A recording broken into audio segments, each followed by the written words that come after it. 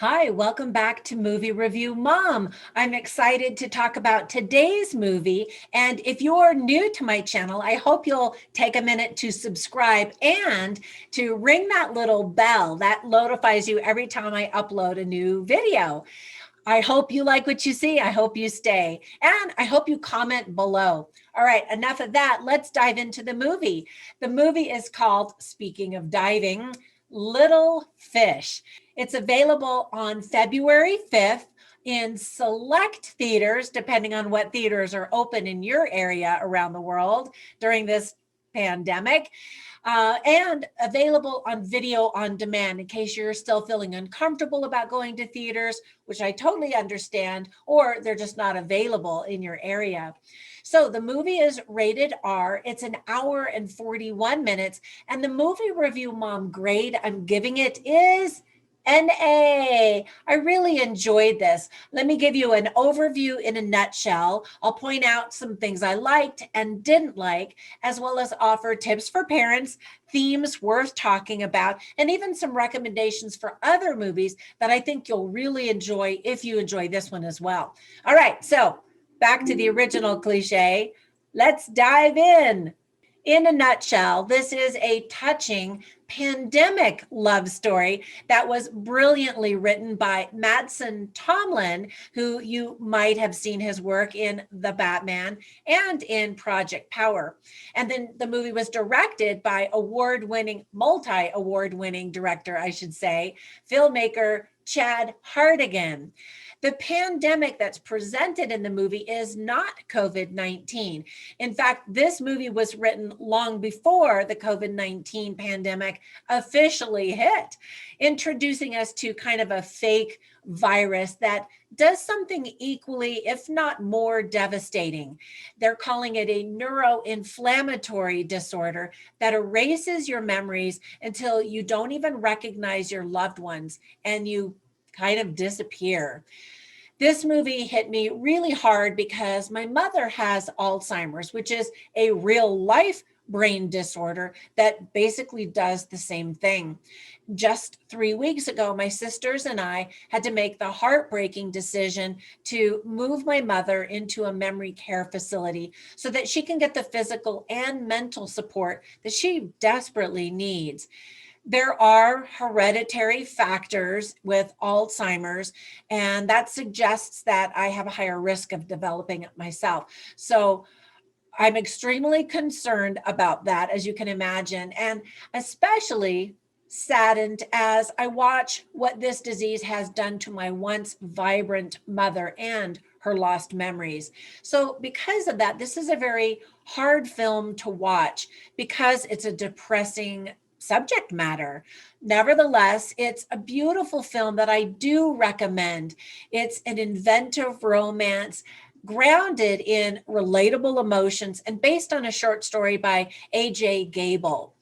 Now, there were plenty of things that I really liked about the movie. First of all, I really loved the title of the movie because it has several meanings. First of all, this movie is not to be mistaken for Kate Blanchett's film, also called Little Fish. I adore her, but this is a totally different movie. The two main characters in this movie get matching fish tattoos on their legs because they got engaged while standing next to a fish tank in a pet store. So that was kind of cute. And then Jude, who's played by Jack O'Connell, tells Emma, who's played by Olivia Cooke, and they're both fantastic, by the way. He tells her that he doesn't have a ring to give her while they're standing there in front of the fish tank. And so she tells him to just buy him a fish instead. So later, of course, she actually does get a wedding ring, but the fish idea was cute and meaningful to them. So even the movie poster evokes images of fish with the swirling movement and colors, don't you think? I thought that was really well done. Another conversation that the couple had is how wonderful it would be to be a fish without worries to think about. And as they had that conversation, little did they know that the imminent pandemic would threaten their relationship and strip their memories away so that they would be like a fish and living a fish's life. I really enjoyed the performances, as I mentioned, by the two leads, Olivia Cooke and Jack O'Donnell. You might have recognized Olivia Cooke from Ready Player One or from the TV series Bates Motel. I have such mixed feelings about the Bates Motel, mostly because my maiden name was Bates. And I remember people used to always come up to me when I was a little girl growing up and say, "Hey, how's your brother Norman?" And I was like, "I don't have a brother named Norman. I don't know what you're talking about," because I'd never seen the Bates Motel, the movie, the movie Psycho. I don't even think I knew until I was in high school that there was a movie anyway. And then you might also recognize Jack O'Connell from the very powerful movie Unbroken, as well as Skins. So I thought that they were both just excellent, and they felt like real people that I knew or wanted to get to know rather than actors playing roles in a movie. I hate that. Their chemistry felt real too, making this film a very character driven movie. In a recent interview, the director stated, quote, "It's a romance first and foremost, so it lives and dies on the chemistry of the leads. That's not something that you can manufacture. It just has to be there. Luckily, it was," end quote. And so they are most definitely the heartbeat of this film. I think it's really cool that the director and the cinematographer went to film school together. They chose to rely on very creative camera techniques during filming rather than wait for post production to create the ideas and the images that they wanted. And I really respect that. For example, they created these fascinating camera angles by smearing Vaseline on the lens to kind of blur the frame, or they also shot through prisms of light in order to very carefully and intentionally hide details of when certain memories and scenes took place, which I thought was very clever. I love thought-provoking, intentional camera work, and this movie definitely has that. So kudos to the team for creating many dreamlike sequences that give us the illusion of memories. Very clever indeed. Now, you don't even see the title card until 12 minutes into the movie. I love it when movies just dive right into the meat of a film. There's also a really nice soundtrack by composer Keegan DeWitt. You might have heard his work in Hearts Beat Loud. And I love that this film reunites him with his childhood friends, Cardigan, the director, as well as the cinematographer, Sean McKelvey. And you might have seen his work in The Incredible Jessica James. So memories are often created through photography and music. So it's no surprise that both of those elements are incorporated into the story. The leading man is a former musician and now works as a photographer. So you see a lot of that. And then there's another character who's played by Soko, who in real life is an international musician. And of course, she's an actress. And so you get to hear some of her music, which I think is a perfect complement to the love story and the unfolding of the events. Now, there were just a few things that I didn't like. First of all, the movie is all in English, but in the beginning, I found the British accent a little bit difficult to understand. So you might laugh because I'm an American, but I turned on the captions and I found it to actually be really helpful.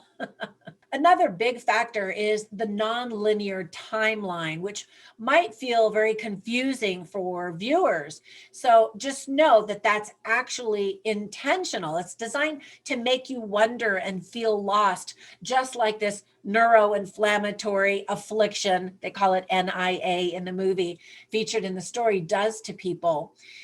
And it was also really sad to see the crowds of people fighting each other and how they would just go completely out of control in order to get access to a potential cure. Of course, that's understandable when it's a matter of life and death, but it also made me reflect on how poorly some people have behaved and treated one another during our own COVID-19 pandemic. Other than that, I thought it was really a lovely movie. Let me give you some tips for parents. First of all, the movie is rated R, mostly for language, really. But besides that, I think kids are just going to be bored because it's about relationships and life and memories, and they're kids. And so they just won't it just won't have the same impact on them at all. There is some profanity and F-bombs, and you see a man in underwear at one point, and there's some talk of drug use. I thought the themes in the movie were really fascinating. The first one, of course, being memories. I loved how the movie explored the importance of our memories in determining our relationships and even our own identity. So if you strip away all of your memories, what's left? Are you still the same person that you always thought you were? That's the central question of the movie Little Fish. I think that that's a really fascinating topic. Another theme is life and day-to-day living while the world just crumbles all around you. And I know you can relate to that because we have felt that, every one of us, during this pandemic. And the last thematic question is, what lengths would you go to in order to save someone you love? I thought that that was really interesting and very well handled. Whenever I watch movies, I always write down funny lines and the interesting lines that I want to share with you. And I actually include them in my written review at moviereviewmom.com. So you can run over there and check those out. But I'll share a couple of them with you right now. I didn't write down any funny lines. There is a little bit of humor in the movie, but not a lot. It's a very dramatic movie. But some interesting lines were, first one spoken by Emma, and she says, "When your disaster is everyone's disaster, how do you grieve?" And again, I thought that that was a really timely question because we're still in the thick of this worldwide pandemic, aren't we? And then another thing she says is, life goes forward, not backward.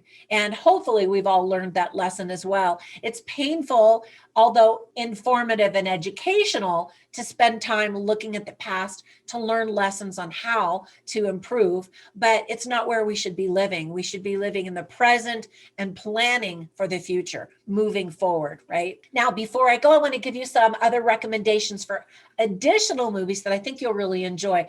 The first movie that this movie instantly made me think of is a brand new movie that just came out called The Father, starring Anthony Hopkins and Olivia Colman. It's fantastic and is sure to be nominated at the very least for Best Actor and Best Actress for the two leading actors. They were really, really great, as expected.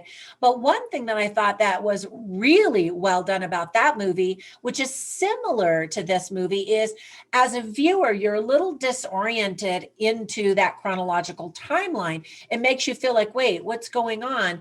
And in that movie, that's exactly how they want you to feel. They want you to experience what dementia or Alzheimer's actually feels like. And it's very unsettling and very powerful.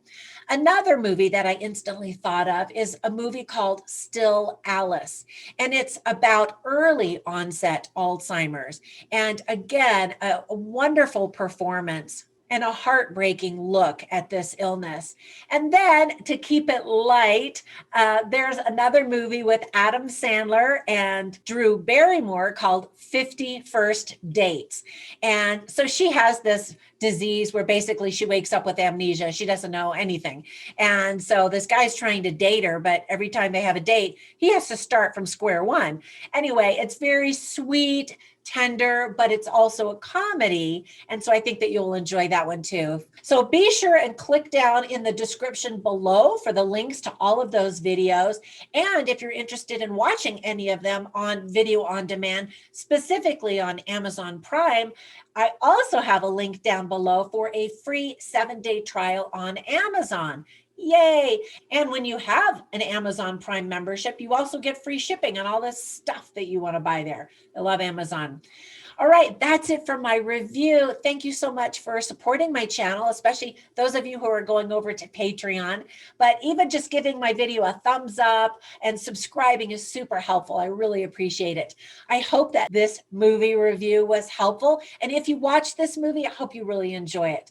Stay safe, stay healthy, and I will catch you in the next movie review. Bye for now.